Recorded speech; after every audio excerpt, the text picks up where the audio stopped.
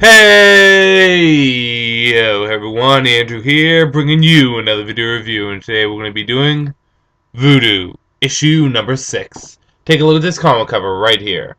Now, if you have not read issue number 5 yet, I recommend you go and read that now, because I'm going to be throwing down some heavy spoilers, mainly because there was a huge reveal at the end of issue number 5 that I'm going to be talking about in this. What is that huge reveal? Well, be ready, because I warned you. In issue number 5, we find out that Voodoo, that we've been reading for 5 issues, is actually a clone. And the real Voodoo, or Priscilla, is being held in a secret government facility. This issue deals with two stories. One is the two government agents, one of which called Blackjack, the other one named, kind of escapes me right now, go to save the real Voodoo, the original Voodoo. While the clone Voodoo wants answers. And where does she get these answers? None other than Demon Knights themselves.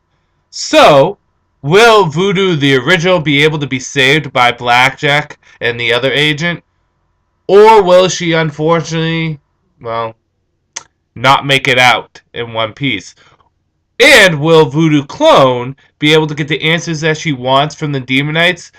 Or will we find that there's an expiration date on clones? You're just going to have to read and see. Let's get into the good, the bad, and whether or not you should get it. Good. I really am digging this twist that they threw in here and this angle that there's two Voodoos. One's a clone, the one that we've known and loved for 5 issues, and one that's the original. It makes us kind of wonder, who should we be rooting for? Who's the real Voodoo? I mean, who's going to be the star of this comic? Is it going to be the clone that's going to be the star of the comic? Or is it going to be the original Voodoo? Very interesting story.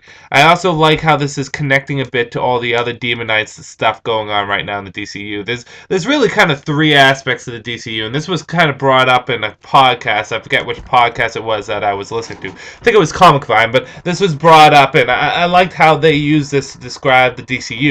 Is it really broken up into 3 parts? You have the traditional DC superhero parts, then you have the magic universe part, and then you have what is the Demonites parts, and all of them are doing their own integral storylines. The Demonites are probably the ones that, you know, like Superman, Stormwatch, Grifter, and Voodoo, and you could say Superman to a point because he is connected to this in a way. All doing their thing with the Demonites, and it's really actually cool, and I'd like to see the references done in this. The art is gorgeous as always, and the characterization dialogue is very nice. The character of Blackjack, I hope he stays, and if they make another Wildcats comic for whatever reason, put him on it, because I like this Blackjack. There's also a bit of a crossover, a little bit of a crossover with Blackhawks here. So if you like Blackhawks, there's just a little nudge here and there for the Blackhawks. Bad. None. This is a great issue. Really fun, really enjoyable, keeping the fast-paced momentum that we got from issue number 5. Taking the ball and rolling with it, which is good. It's kind of funny. When I looked at the comics I was going to add a drop, you know, it was really Voodoo, the only Demon Knight comic. I guess you can count Stormwatch, but out of Voodoo and Grifter, which were the 2 big Demon Knight comics, I kept Voodoo. And it's because the writing has been consistently good, the characterizations have been consistently good. And you know what the funny thing is? You want to hear a funny thing? Let's all laugh together. Here's the funny thing. A lot of people got all hot and heavy and upset about the first issue because she was a stripper in the first issue. However, it was only the first issue. Her being a stripper has not played any role at all in any of the other issues. At all. It was just part of her character. It's not like she's a stripper to be the sake of being a stripper. It was part of her character's story. And that may not even be the real Voodoo. So see, people get all upset over nothing. But that's the thing. You don't even think about that anymore. This has turned into a sci-fi thriller kind of comic, and it's working out very nicely. Now, although this issue was very good and it did take the ball and roll with it, it's not quite comic book nirvana. So I'm going to have to give this a 4.5 out of 5 stars.